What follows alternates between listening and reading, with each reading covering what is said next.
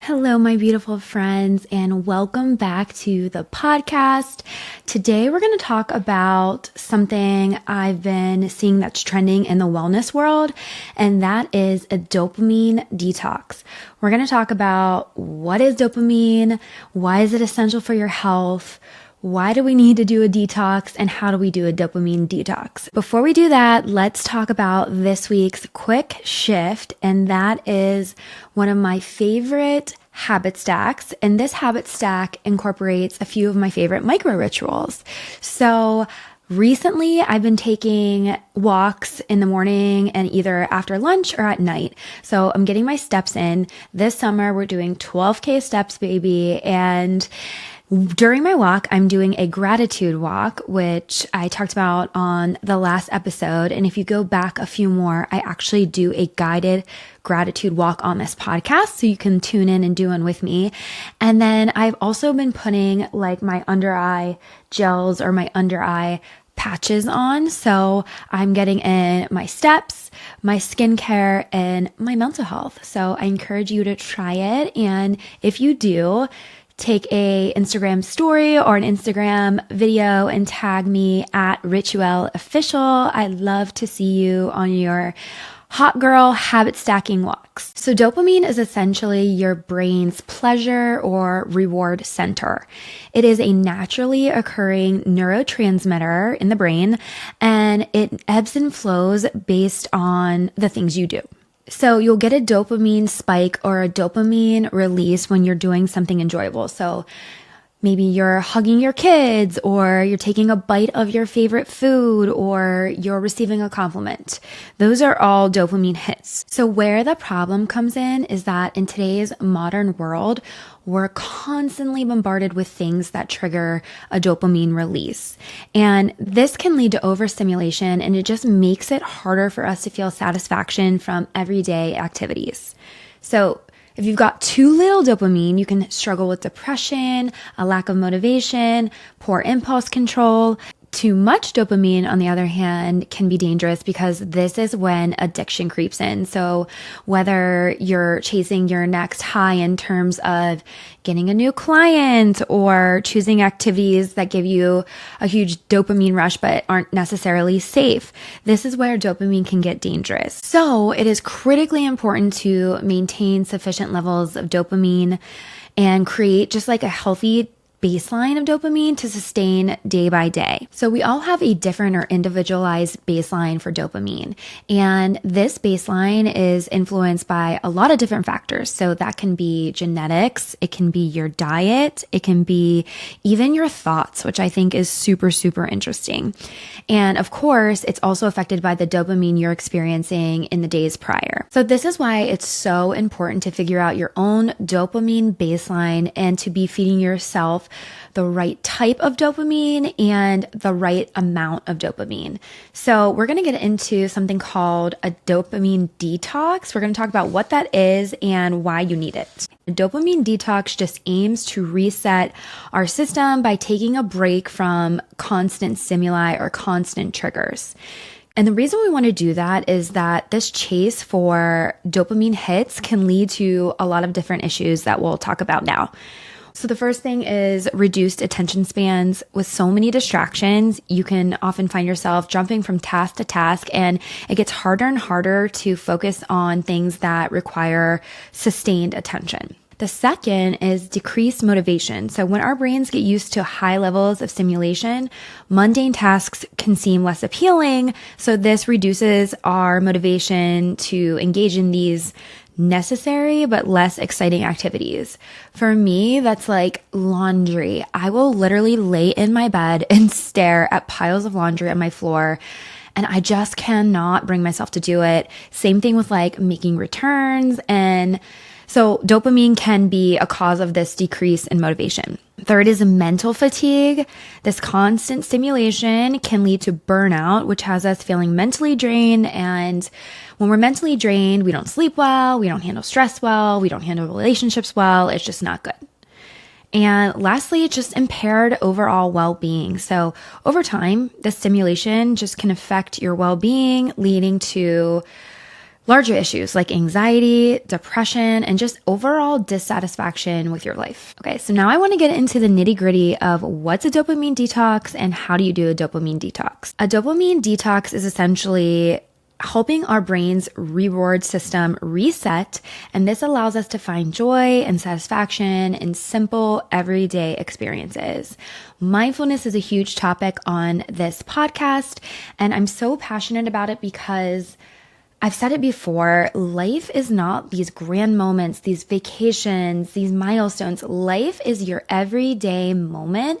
And if you're constantly waiting for the next big thing, your life is going to pass you by. So it's super important that we reset our dopamine and we're able to really live in those everyday moments and appreciate things just like a warm, sunny day, a hot cup of coffee, those types of things. So dopamine detox doesn't mean you have to stop doing all the things you love. It is literally just a short break from things that are constantly bombarding you or stimulating you and choosing instead to focus your time and intention on slower, more mindful and intentional things. So if you want to do a dopamine detox, know that this is going to be highly individualized. So you're going to need to take a step back and recognize the activities that lead to significant dopamine release and decide which you're going to eliminate or avoid during your detox. So I'll give you some examples of negative dopamine sources.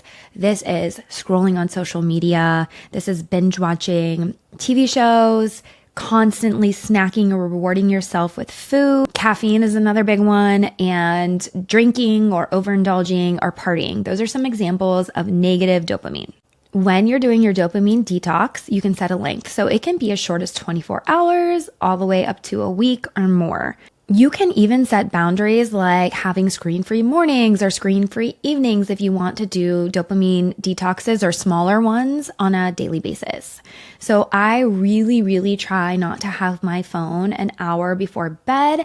I've recently started plugging it into our bathroom that's connected to our bedroom, so if I can still use it for an alarm. Bonus points, you don't get the radiation or the EMFs. And then I try to do screen-free mornings with my kids for like the first hour where we're just being intentional. We're talking, we're playing, we're doing an activity. I do look at my phone, I'm not going to lie, like first thing to make sure I don't have any fires to put out.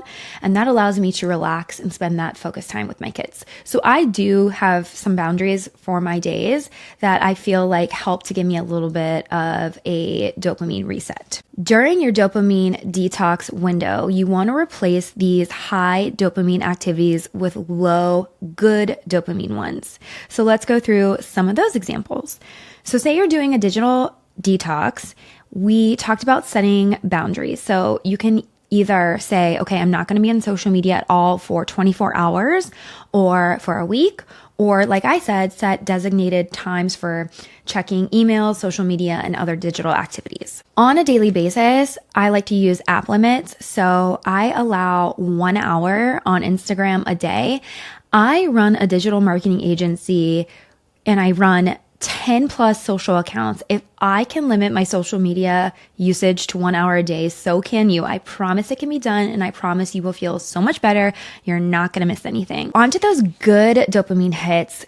We're going to replace that time with things like direct sunlight in the morning, meditation and breath work. You're going to hear me repeat that over and over, but hopefully you listened to the last episode, which gives all the scientific evidence about how amazing both of these practices are for you on a mental and physiological level. So you can just start with 5 to 10 minutes of meditation or breath work. There is a section there where I have a 7-day meditation series. It is great for beginners, and I plan to add more meditations onto my Substack. So definitely give that a look.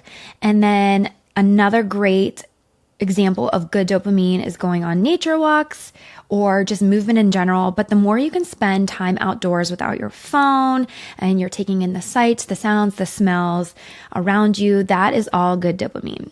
Another idea is to read. Choose a physical book if you can. I know sometimes a Kindle is easier. A magazine is great. Just get in some reading time. That is a great way to stimulate that good dopamine. Another idea is to take that time to declutter your space. So creating a calm and organized space free from distractions is really nice during this time. Mindfully focusing on tasks. So trying not to multitask, just doing one thing at a time with focus. If you find your mind wandering, one tip is just to repeat what you're doing.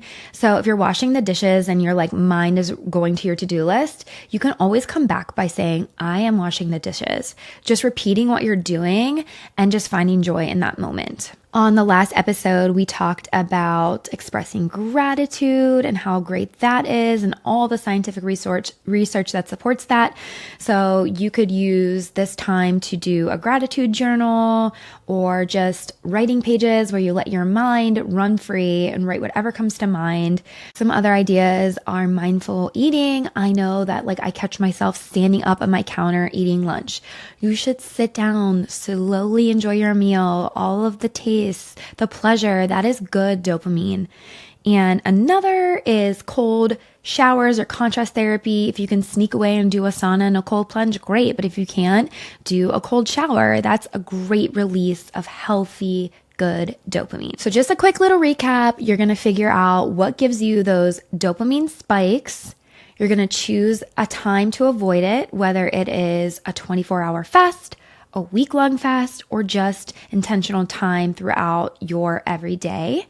And then you're going to replace the bad dopamine with some of the good dopamine ideas that we talked about. I'm going to leave you with my personal digital detox strategy, and that is what I like to call Parasympathetic Sundays. Now, this happens about one Sunday a month, although the more you do them, the more you get addicted to them. And I would really love to start incorporating more of these into my monthly routines. So here's what a Parasympathetic Sunday is for me. For me, it is literally no phone at all. It is in a drawer and I do not look at it, do not touch it all day until Monday. And in order for this to work for me, I usually tell my loved ones, hey, listen, I'm not going to have my phone today. If there's an emergency, get in touch with Matt, my husband. So as an anxiety girly, as long as I do that, I can be unattached from my phone. The second thing is, I just told you my job is mostly social media. So I just make sure that my clients are all set up for success. I have posts scheduled. I make sure that those are going to be okay and go out the night before. On Saturday, I'm in our little systems, making sure everything is happening as it should. And then I just spend my day doing things that really light me up and that provide those good dopamine hits. So some examples, I like to sleep in. I like to have the kids snuggle up in bed and spend a long morning together. I love to drink my coffee in bed, so we'll do that. And then I love to go to the grocery store and meal prep, plan out all my meals for the week. And I'm always grabbing myself a bouquet of fresh flowers. When I get home, I like to wash all my fruits and veggies and then make little bouquets and I place them all around my house. So I like to have one in the kitchen. I like to have one on my nightstand. If I'm going to be having guests, I try to place one in their room. It's just a really simple gesture and it feels good to work with your hands. The other thing is we will spend as much time outside as possible, whether that be going to the pool or going on a long walk or going to the metro parks. I often like to sneak away for a gratitude walk. And then I like to have a really, really bougie evening routine, a wind down routine. So I'm doing a magnesium salt soak. I am doing essential oils, lighting a candle, reading a book. I'm in there for a long time. When I get out, I like to do a skincare routine that is a little more extra than I would do. Always a red light therapy mask. I like to do a long meditation or breathwork session right before I fall asleep. So it varies the things that I'm doing on Sunday, but it's all things that during my week, I feel like rushed, that I like just rush through or that I don't have time for. I would love for you to give Parasympathetic Sundays a go. And if you do try it, send me a DM. Let me know how it went for you. And then on Monday, you can take a screenshot and a picture and tag us and let us know. If you try Parasympathetic Sundays, do let me know. I'm so interested in how you feel and the things that you did on your me day. So just to wrap things up, a dopamine detox is a powerful way to reset your brain, reclaim your attention, your motivation, and your overall well-being. And when we intentionally reduce these overstimulating things and we instead turn to embracing more mindful practices, you're going to find greater joy and satisfaction in just the simple, everyday moments of life. So thank you so much for joining me. I am so grateful for everyone who listens. Please take a moment to subscribe, rate, and review. It really helps grow the show. And if you think you have a friend or someone who could benefit from this episode, please do share it. Thank you so much, and we'll see you next time.